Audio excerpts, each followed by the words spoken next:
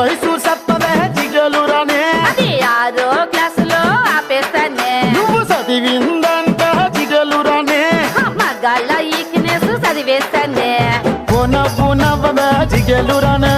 శెట్టి పంచి ఊడితే నవ్వేస్తానే నన్ను బాబా అనవే జిగలురానే అది పోలీసోళ్ళ